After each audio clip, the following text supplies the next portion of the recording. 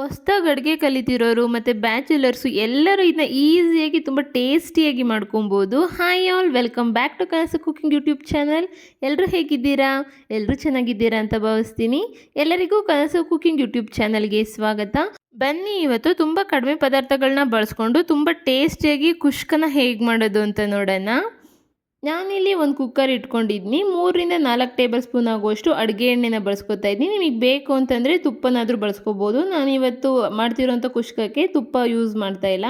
ನಂತರ ಬಿರಿಯಾನಿ ಸ್ಪೈಸಸ್ ಅಥವಾ ಪಲಾವ್ ಸ್ಪೈಸಸ್ ಏನೇನಿದೆ ಅದನ್ನೆಲ್ಲ ಸೇರಿಸ್ಕೊಳ್ಳಿ. ನಾನಿಲ್ಲಿ 2 ಇಂಚ್ ಆಗುವಷ್ಟು ಚಕ್ಕೆ, ಒಂದು 4-5 ಲವಂಗ ಮತ್ತು ಮರಾಠಿ ಮೊಗ್ಗು, ಏಲಕ್ಕಿ, ಸೋಂಪು ಮತ್ತು ನಕ್ಷತ್ರದ ಹೂವು, ಪಲಾವ್ ಎಲೆನ ಸೇರಿಸ್ಕೊಂಡಿದ್ದೀನಿ.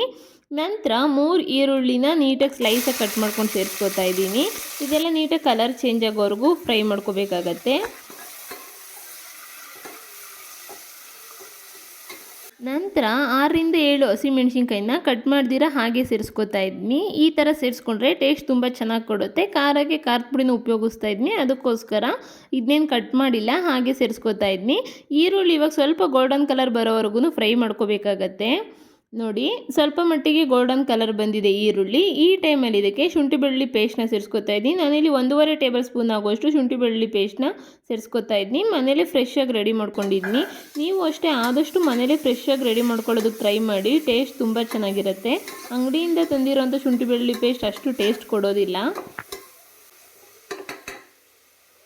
ನಂತರ 3 ಮೀಡಿಯಮ್ ಗಾತ್ರದ ಟೊಮೆಟೊನ ಸ್ಲೈಸಾಗಿ ಕಟ್ ಮಾಡ್ಕೊಂಡು ಸೇರಿಸ್ಕೊತಾ ಇದ್ದೀನಿ. ನೀವೇನಾದರೂ ಫಾರಮ್ ಟೊಮೆಟೊ ಉಪಯೋಗಿಸೋದಾದರೆ ಒಂದು 4 ಟೊಮೆಟೊನ ಉಪಯೋಗಿಸ್ಕೊಳ್ಳಿ. ನಾನಿಲ್ಲಿ ಹುಳಿ ಟೊಮೆಟೊನ ಉಪಯೋಗಿಸ್ತಾ ಇದ್ದೀನಿ, ಅದರಿಂದ 3 ಟೊಮೆಟೊನ ಉಪಯೋಗಿಸ್ತಾ ಇದ್ದೀನಿ. ನಂತರ ರುಚಿಗೆ ತಕ್ಕಷ್ಟು ಉಪ್ಪನ್ನ ಇವಾಗಲೇ ಸೇರಿಸ್ಕೊತಾ ಇದ್ದೀನಿ. ಉಪ್ಪನ್ನ ಇವಾಗಲೇ ಸೇರಿಸೋದ್ರಿಂದ ಟೊಮೆಟೊ ಎಲ್ಲ ಬೇಗ ಸಾಫ್ಟ್ ಆಗುತ್ತೆ ಮತ್ತು ಚೆನ್ನಾಗಿ ಉಪ್ಪೆಲ್ಲ ನೀಟಾಗಿ ಹಿಡಿಯುತ್ತೆ. ಟೊಮೆಟೊ ನೀಟಾಗಿ ಸಾಫ್ಟ್ ಆಗೋವರೆಗೂ ಇದನ್ನ ಫ್ರೈ ಮಾಡ್ಕೋಬೇಕಾಗತ್ತೆ.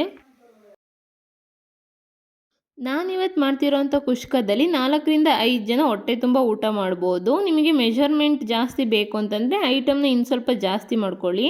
ನೋಡಿ, ಟೊಮೆಟೊ ಎಲ್ಲ ಚೆನ್ನಾಗಿ ಸಾಫ್ಟ್ ಆಗಿದೆ. ನಂತರ ಇಲ್ಲಿ 1 ಟೇಬಲ್ ಸ್ಪೂನ್ ಆಗುವಷ್ಟು ಅಚ್ಕಾರದ ಪುಡಿನ ಉಪಯೋಗಿಸ್ತೀನಿ.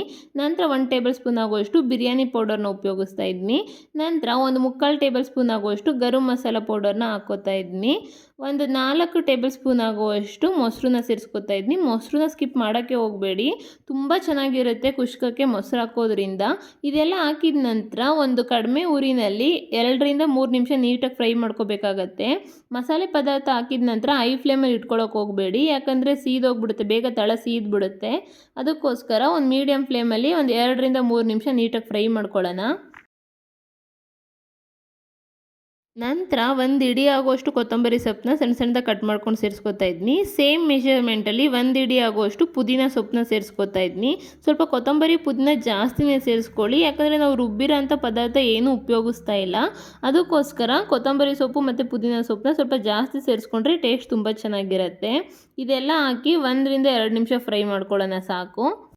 ಈ ರೆಸಿಪಿ ಮಾಡೋದಕ್ಕೆ ಹಾರ್ಡ್ಲಿ ಒಂದು 20 ಮಿನಿಟ್ಸ್ ಆಗುತ್ತೆ ಅಷ್ಟೇ. ತುಂಬ ಬೇಗ ನಮಗೆ ಒಂದು ಒಳ್ಳೆ ಟಿಫನ್ ಬೇಕು ಅಂತಂದರೆ ಈ ರೆಸಿಪಿ ಮಾಡ್ಕೊಳ್ಳಿ. ನೋಡಿ, ಈ ಗ್ಲಾಸಲ್ಲಿ ನಾನು 2 ಗ್ಲಾಸ್ ಆಗುವಷ್ಟು ಅಕ್ಕಿನ ತೊಗೊಂಡಿದ್ದೀನಿ. ಅದಕ್ಕೆ 4 ಗ್ಲಾಸ್ ಆಗುವಷ್ಟು ನೀರನ್ನ ಸೇರಿಸ್ಕೊತಾ ಇದ್ದೀನಿ. ನನಗೆ ಸ್ವಲ್ಪ ಬೇಗ ಆಗಬೇಕಿತ್ತು, ಅದಕ್ಕೋಸ್ಕರ ಇನ್ನೊಂದು ಸ್ಟವ್ನಲ್ಲಿ ಬಿಸಿನೀರು ಇಟ್ಕೊಂಡಿದ್ದೆ. ಬಿಸಿನೀರು ಹಾಕೋದ್ರಿಂದ ಇನ್ನೂ ಬೇಗ ಆಗುತ್ತೆ ಮತ್ತು ಅನ್ನನೂ ಚೆನ್ನಾಗಿ ಉದುರುದ್ರಾಗತ್ತೆ. ನೀರು ಸೇರಿಸಿದ ನಂತರ ನಾವು ರೈಸ್ನ ಹಾಕೋಕೆ ಹೋಗಬಾರ್ದು. ನೀಟಾಗೆಲ್ಲ ಮಿಕ್ಸ್ ಮಾಡಿ ಅದೆಲ್ಲ ಕುದಿ ಬರೋವರೆಗೂ ವೆಯ್ಟ್ ಮಾಡಬೇಕು. ಇದೊಂದು 2 ನಿಮಿಷ ಬಿಟ್ಬಿಟ್ರೆ ಕುದಿ ಬಂದುಬಿಡುತ್ತೆ. ನೀವೇನಾದರೂ ನಾರ್ಮಲಾಗಿ ತಣ್ಣೀರು ಉಪಯೋಗಿಸಿದ್ದೀರಾ ಅಂತಂದರೆ 5-6 ನಿಮಿಷದಲ್ಲಿ ಕುದಿ ಬಂದುಬಿಡುತ್ತೆ. ನೋಡಿ, ಚೆನ್ನಾಗಿ ಕುದೀತಿದೆ ನೀರೆಲ್ಲ. ಈ ಟೈಮಲ್ಲಿ ಉಪ್ಪು ಖಾರ ಚೆಕ್ ಮಾಡ್ಕೊಳ್ಳಿ. ಏನಾದರೂ ಉಪ್ಪು ಬೇಕು ಅಂತಂದರೆ ಈ ಟೈಮಲ್ಲಿ ಸೇರಿಸ್ಕೋಬೋದು, ಅಥವಾ ಖಾರ ಏನಾದರೂ ಇನ್ನು ಸ್ವಲ್ಪ ಬೇಕು ಅಂತಂದ್ರೂ ಈ ಟೈಮಲ್ಲಿ ಒಂದು ಸ್ವಲ್ಪ ಖಾರದ ಪುಡಿನ ಸೇರಿಸ್ಕೊಂಡು ಒಂದು ಕುದಿ ಬರ್ಸಿದ್ರೆ ಕರೆಕ್ಟಾಗಿ ಆಗುತ್ತೆ ಖಾರ. ನೋಡಿ, ನಾನು ಅಡುಗೆ ಸ್ಟಾರ್ಟ್ ಮಾಡುವಾಗಲೇ ಅಕ್ಕಿನ ನೆನೆಸಿ ಇಟ್ಟಿದ್ದೆ. ನಾನಿಲ್ಲಿ ಬುಲೆಟ್ ರೈಸ್ನ ಉಪಯೋಗಿಸ್ತಾ ಇದ್ದೀನಿ. ನಿಮ್ಮ ಮನೇಲಿ ಯಾವ ರೈಸ್ ಇದೆ ಅದನ್ನ ಉಪಯೋಗಿಸ್ಕೊಳ್ಳಿ. ಏನಾದರೂ ಬಾಸುಮತಿ ರೈಸ್ ಇತ್ತು ಅಂತಂದರೆ ಅದನ್ನ ಉಪಯೋಗಿಸಿದ್ರೂ ತುಂಬ ಚೆನ್ನಾಗಿರುತ್ತೆ, ಅಥವಾ ನಾರ್ಮಲ್ ರೇಷನ್ ಅಕ್ಕಿ ಉಪಯೋಗಿಸ್ತೀವಿ ಅಂತಂದ್ರೂ ತುಂಬ ಚೆನ್ನಾಗಿರುತ್ತೆ. ಒಂದು 15-20 ನಿಮಿಷ ಅಕ್ಕಿ ನೆನೆದ್ರೆ ಸಾಕು. ನಾವು ಅಡುಗೆ ಸ್ಟಾರ್ಟ್ ಮಾಡ್ತೀವಲ್ವ, ಆವಾಗ ನೆನೆ ಹಾಕಿ ಸಾಕಾಗುತ್ತೆ, ಚೆನ್ನಾಗಿ ನೆನೆಯುತ್ತೆ ಅಕ್ಕಿ. ಅಕ್ಕಿ ಹಾಕಿದ ನಂತರ ನೀಟಾಗಿ ಮಿಕ್ಸ್ ಮಾಡ್ಕೊಳ್ಳೋಣ. ಇದಕ್ಕೇನು ನಿಂಬೆ ಹುಳಿ ಉಪಯೋಗಿಸೋಂಥ ಅವಶ್ಯಕತೆ ಇಲ್ಲ, ಯಾಕಂದರೆ ನಾವಿಲ್ಲಿ ಮೊಸರು ಉಪಯೋಗಿಸಿದ್ದೀವಲ್ವ, ಅದಕ್ಕೋಸ್ಕರ ನಿಂಬೆ ಹುಳಿ ಹಾಕುವಂಥ ಅವಶ್ಯಕತೆ ಏನಿಲ್ಲ. ನೀವೇನಾದರೂ ಮೊಸರು ಹಾಕಿಲ್ಲ ಅಂತಂದರೆ ಸ್ವಲ್ಪ ಅಕ್ಕಿ ಕುದಿ ಬಂದ ನಂತರ ಈ ಟೈಮಲ್ಲಿ ಒಂದು ಅರ್ಧ ಹೋಳು ನಿಂಬೆ ಹುಳಿನ ಉಪಯೋಗಿಸ್ಕೊಳ್ಳಿ. ನೋಡಿ, ಇದೆಲ್ಲ ನೀಟಾಗಿ ಕುದಿ ಬಂದಿದೆ. ನಾವು ಕುದಿ ಬಂದ ನಂತರನೇ ಕುಕ್ಕರ್ ಲಿಡ್ ಕ್ಲೋಸ್ ಮಾಡಬೇಕು, ಇಲ್ಲಾಂತಂದರೆ ತಳ ಹಿಡಿದ್ಬಿಡುತ್ತೆ. ಅಟ್ಲೀಸ್ಟ್ ಒಂದು 30% ಆದ್ರೂ ಸ್ವಲ್ಪ ಕುಕ್ ಆದ ನಂತರ ನಾವು ಕುಕ್ಕರ್ ಲಿಡ್ನ ಕ್ಲೋಸ್ ಮಾಡಬೇಕು. ಇವಾಗ ನಾನು ಕುಕ್ಕರ್ ಲಿಡ್ ಕ್ಲೋಸ್ ಮಾಡಿಬಿಟ್ಟು 2 ವಿಷಿಲ್ ಹಾಕ್ಸ್ಕೊತೀನಿ. 1 ವಿಷಿಲ್ ಹಾಕ್ಸ್ಕೊಂಡ್ರು ನಡೆಯುತ್ತೆ, ಸ್ವಲ್ಪ ಬೇಗ ಬೇಕು ಅಂತಂದರೆ 2 ವಿಷಿಲ್ ಹಾಕ್ಸ್ಕೊಳ್ಳಿ. ನೋಡಿ ವಾವ್, ಕುಕ್ಕರ್ ಲಿಡ್ ಓಪನ್ ಮಾಡ್ತಾಯಿದ್ದೀನಿ, ಎಷ್ಟು ಚೆನ್ನಾಗಾಗಿದೆ ಅಂತ. ನಾನು ಯಾವ ರೀತಿ ಎಕ್ಸ್ಪೆಕ್ಟ್ ಮಾಡಿದ್ನೋ ಅದೇ ರೀತಿ ರೈಸ್ ಆಗಿದೆ. ಒಂದೊಂದು ಅಗ್ಳಿಗೂ ಆ ಮಸಾಲೆ ಪದಾರ್ಥ ತುಂಬ ಚೆನ್ನಾಗಿದೆ. ಮತ್ತು ಮಸಾಲೆ ಅಂತನೋ ಜಾಸ್ತಿನೂ ಆಗಿಲ್ಲ, ಕಡಿಮೆನೂ ಆಗಿಲ್ಲ.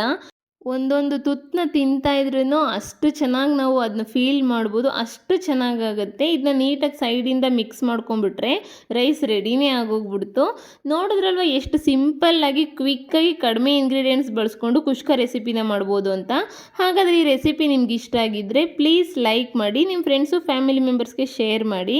ಮತ್ತಷ್ಟು ಈಸಿ ರೆಸಿಪಿಗಾಗಿ ಕನಸು ಕುಕಿಂಗ್ ಯೂಟ್ಯೂಬ್ ಚಾನಲ್ಗೆ ಸಬ್ಸ್ಕ್ರೈಬ್ ಮಾಡಿ. Thank you for watching. Thank you all.